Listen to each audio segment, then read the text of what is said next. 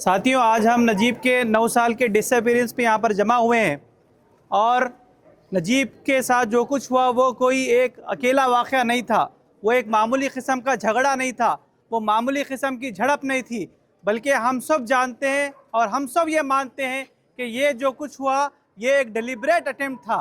ये सोचा समझी एक साजिश थी और सोचा समझा ये काम किया गया, और वो इसलिए किया गया कि नजीब इस कैंपस से गायब हो, नजीब की खबर आए तो यहाँ पे रहने पढ़ने वाले मुसलमान, यहाँ पे पढ़ने वाले अनटचेबल कहे जाने वाले अनटचेबल, यहाँ के पसमानदा लोग ये सब डर जाएं और यहाँ पर कैंपसेस में ना आए। और जब एक माँ यूपी से अपने बच्चे को पढ़ने के लिए यहाँ पर भेजती है तो उसे डर लगे कि यहाँ एक मुसलमान बच्चा पढ़ रहा है तो उसके साथ क्या होगा। मगर हम कुर्बान जाएं, जो नजीब की अम्मी है फातिमा नफीस अम्मी, वो मैं कुछ महीने पहले उनसे मिल के आया हूँ यूपी में। वो पूरे सब्र के साथ, पूरे पेशेंस के साथ, पूरे स्ट्रगल के साथ उन्होंने हर चीज़ को यहाँ पे ट्राई किया। ये स्टेट का फेलियर है, ये सीबीआई का फेलियर है, यहाँ की दिल्ली पुलिस का फेलियर है कि दिल्ली पुलिस का जब कोर्ट में केस पेश किया जाता है तो वो झूठी स्टोरी बनाती है। वो ऑटो वाले के बारे में एक झूठी स्टोरी बनाती है, झूठ बोलती है और बाद में अपने उस झूठ को वापस लेती है। ये है दिल्ली पुलिस, ये है सीबीआई, ये है स्टेट का फेलियर, जिसकी वजह से आज नजीब के रिमेम्बरेंस के लिए हम जमा हुए हैं। अगर ये फेलियर नहीं होता, अगर इन जालिमों का हाथ पकड़ा जाता तो फिर से हम देखते हैं कि दूसरे वाक़यात नहीं होते थे। नजीब का वाक़या होना, रोहित वेमुला का वाक़या होना, ये जाहिर करता है कि ये एक इंस्टीट्यूशनलाइज मर्डर है। ये सिर्फ एक इनफरादी वाक़या नहीं है, ये कोई छोटा मोटे झड़प नहीं है। दूसरी बात यहाँ मैं बोलना चाहूँगा, एक और चीज़ जिसकी तरफ अल्फाज भाई ने भी इशारा किया, मैं भी इसकी तरफ इशारा करना चाहूँगा, वो ये है कि नजीब का गायब होना या फिर रोहित वेमुला का इंस्टीट्यूशनलाइज मर्डर होना, ये आइडेंटिटी का सवाल भी है। इसको आप मुसलमान क्वेश्चन भी लीजिए, मुसलमानों का मसला भी बताइए।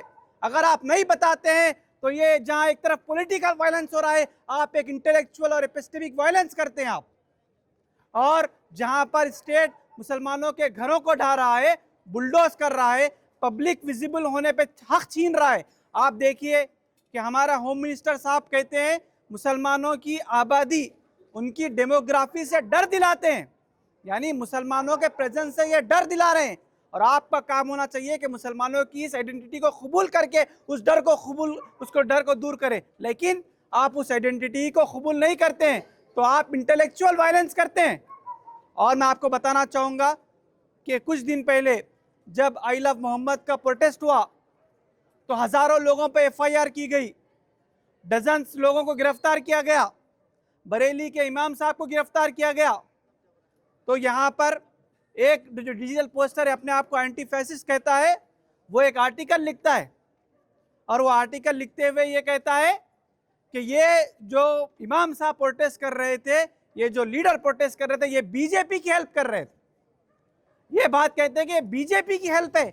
अगर आप अपने आप को विजिबल मुसलमान बताते हैं, अपनी नबी की मोहब्बत में आकर प्रोटेस्ट करते हैं, तो ये एंटी फैसिस्ट कहने वाले लोग ये मुसलमानों के इस आइडेंटिटी को कबूल नहीं करते और कहते हैं कि आप बीजेपी का सपोर्ट कर रहे हैं।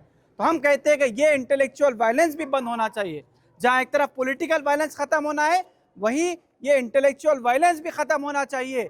मुसलमानों को एज ए ग्रुप आप तस्लीम करें, उन पे होने वाले मसले को आप कबूल करें और उसके बाद आप मसला उठाएं।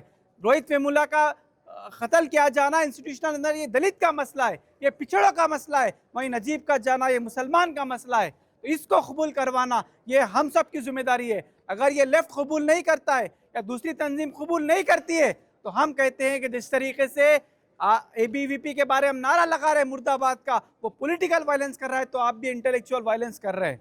इसी के साथ मैं बताना चाहूँगा कि जो स्टेट का फेलियर रहा, SIO ने नजीब के गायब होने के बाद पूरे मुल्क में जस्टिस फॉर नजीब की कैंपेन की। हम लोगों ने 2.5 मिलियन सिग्नेचर को जमा किया देश भर से, और जाकर हमने जब ह्यूमन राइट कमीशन को दिया, माइनॉरिटी ह्यूमन राइट कमीशन को, उसको फेंक दिया गया, उसकी कोई वैल्यू नहीं की गई और आज भी नजीब को हक दिलाने में उसका कोई किरदार नहीं। ये इंस्टीट्यूशनल का फेलियर है, ये स्टेट का फेलियर है कि जो एक मुसलमान स्टूडेंट का एक बड़ी यूनिवर्सिटी से जाना उसके लिए कोई किस्म की बेचैनी पैदा नहीं करता।